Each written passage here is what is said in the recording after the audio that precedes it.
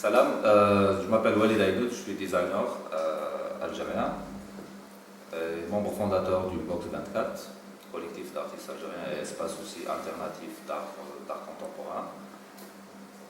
Coordinateur de Artifarity, une rencontre internationale des arts et des droits de l'homme au Sahara occidental. Et aussi, je suis enseignant à l'école des beaux-arts de Tipaza. En fait, le projet d'Artifarity, j'ai commencé en tant qu'artiste. J'étais invité en 2008, la première édition, où j'ai participé en tant qu'artiste, où on a réalisé avec une œuvre collective avec d'autres artistes algériens. Et depuis, ce projet m'intéresse. C'est un projet qui a des dimensions qui dépassent, plutôt c'est un projet qui a une philosophie très forte et il s'intéresse plus à l'aspect humain et aussi à tout ce qui est action sociale, mis à part en dehors du conflit sahraoui en tant que conflit politique ou en tant que conflit régional. Et où dans cet événement où l'art est au centre de la vie quotidienne des Sahraouis. Et en fait, c'est comment utiliser l'art et l'utiliser comme une arme ou comme un moyen pour améliorer la vie des réfugiés sahraouis, améliorer la situation sahraoui et aussi porter la cause de la liberté du peuple sahraoui. Donc, depuis le début d'Artifarity, je m'occupe de la sélection algérienne et je fais la coordination entre les artistes algériens et le festival. Premièrement, les artistes doivent proposer un projet. Il y a une commission internationale qui se tient à Séville. En général, les projets les plus favorisés, c'est les projets où ils ont une portée sociale, une portée qui implique plus les Sahraouis dans ce processus. Sinon, il y a la sélection algérienne aussi, elle se fait ici à Alger, où on lance un appel, où en général les projets, on reçoit énormément de projets ambitieux et on essaie d'adapter les projets en fonction des moyens là-bas sur place. Je pense que l'importance de cet événement ne réside pas dans la qualité ou dans le choix des œuvres, mais c'est un tout. On ne peut pas dire que c'est un festival intéressant parce qu'il y a eu 7 œuvres, non, c'est un tout. C'est du premier jour du festival jusqu'au dernier jour. Donc, voilà.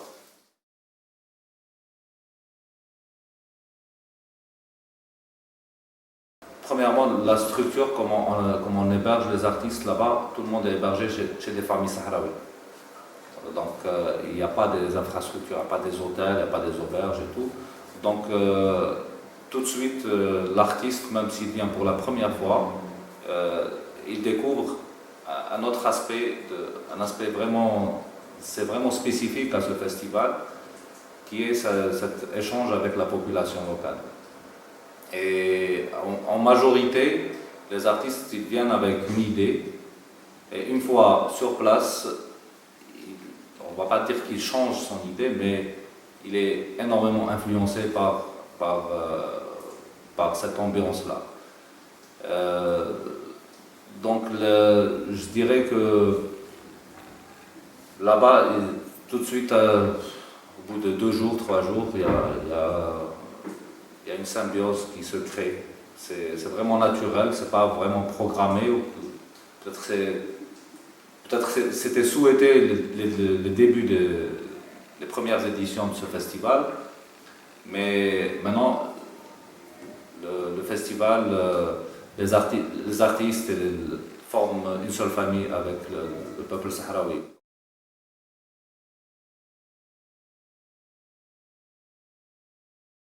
On voit l'implication du gouvernement sahraoui, et spécialement le ministère de la Culture, où on a vraiment l'impression qu'ils ont une grande conscience par rapport au rôle, à l'importance de l'art dans tous les mouvements de libération. Et je pense que dans cette situation, une situation de conflit, une situation des réfugiés qui ont plus de 40 ans dans des camps de réfugiés. Il y a énormément de volonté, que ce soit politique ou même volonté de la part de la population locale. En général, quand il y a des performances ou vraiment une forme d'art que, pas forcément que les Sahraouis ont cette forme d'art, mais tout de suite après, on sent qu'il y a une sorte de... Il y a un intérêt.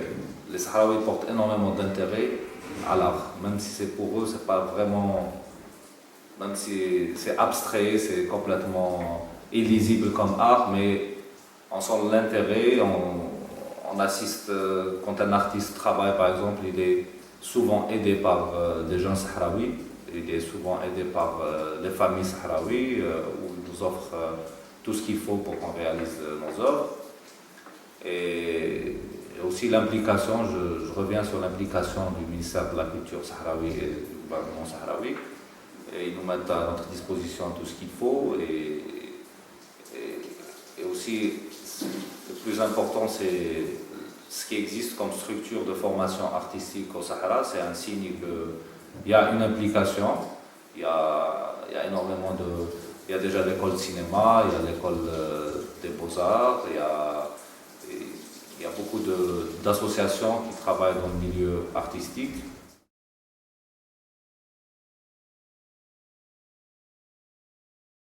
Une femme activiste, je pense qu'elle est colombienne. Il y a une association des disparus en Colombie qui a tout de suite fait le lien avec la cause sahraoui, avec des gens qui sont dans des camps de réfugiés, parce qu'il y a énormément de réfugiés sahraouis qui ont perdu des proches d'eux, il y a énormément de disparus, ils n'ont aucune nouvelle. Donc, dans cet aspect-là, quand on voit quelqu'un qui vient de l'Amérique latine, et il se reconnaît et il dit que tiens, moi aussi je vis la même situation que les Sahraouis, alors que le contexte il est complètement différent, géographiquement ils sont super loin, et tout le monde est, je dis pas choqué, tout le monde est ému par cette situation parce que à la base il n'y a que le décor qui change, l'humain reste humain partout. Donc, que ce soit un Sahraoui ou un Colombien ou un Japonais, je pense qu'il y a un point commun, c'est cet engagement, c'est cette envie d'améliorer, de vivre une vie, tout simplement une vie heureuse.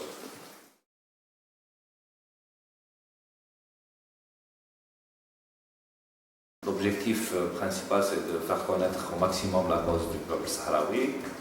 Et je pense qu'on est sur la bonne voie, mais donc après 10 ans, dans cette année en fait, le 10e anniversaire, je pense que déjà le fait qu'il y ait plus d'artistes, plus de nationalités qui participent, c'est très important. Et le plus important aussi, il y a des artistes sahraouis qui sont de plus en plus impliqués et qui ont, si on veut, qui ont vécu les 10 années de ce festival. Donc c'était une manière c'est une formation, si vous voulez, indirecte, c'est pas une école, mais c'est une formation à travers le contact, l'échange avec d'autres nationalités.